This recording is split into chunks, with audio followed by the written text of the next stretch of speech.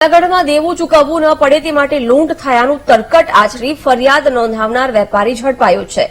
15 લાખનું દેવું ન ચૂકવવું પડે તે માટે 9.30 લાખની રોકડની લૂંટ થયાની ફરિયાદ નોંધાઈ હતી, જે નકલી હોવાનું સામે આવ્યું છે।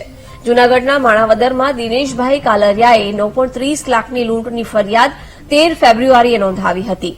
3 શખ્સોએ ચીલઝડપ કરી 9.30 લાખની લૂંટ મચાવ્યાની ફરિયાદ નોંધાવતા પોલીસે તપાસ હાથ ધરી હતી। જોકે પોલીસે તપાસમાં ફરિયાદ નકલી હોવાની શંકાએ ફરિયાદીની જ ઉલટ તપાસ કરવામાં આવી, જેમાં સમગ્ર ફરિયાદ નકલી હોવાનું સામે આવ્યું। વેપારીએ પોલીસ સમક્ષ કબૂલ્યું કે એક કોર્ટ કેસમાં 15 લાખ ચૂકવવા ન પડે તે માટે 9.30 લાખની નકલી લૂંટની વાર્તા ઘડી કાઢી હતી।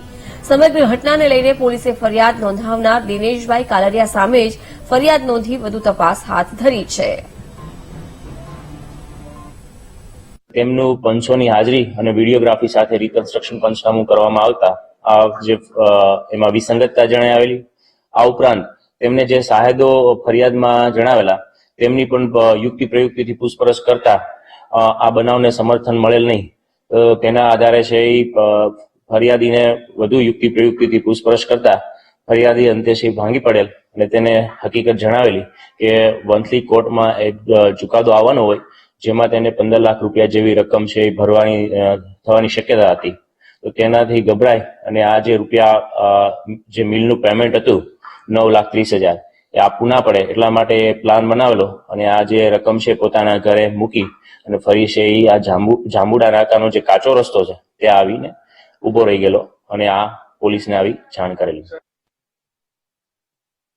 પાસેથી બિપિન, ફરિયાદી દ્વારા જ લૂંટની ઘટનાનું નાટક ઘડવામાં આવ્યું હતું, વાર્તા કરવામાં આવી હતી, શું વિગતો?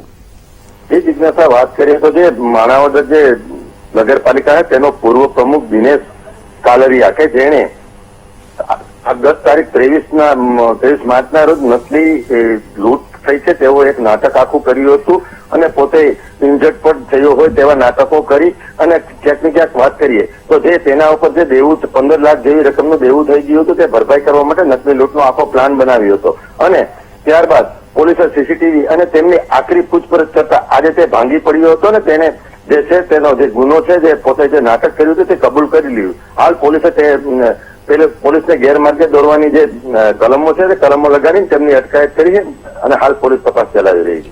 બિલકુલ બિપિન, આભાર જાણકારી આપવા બદલ।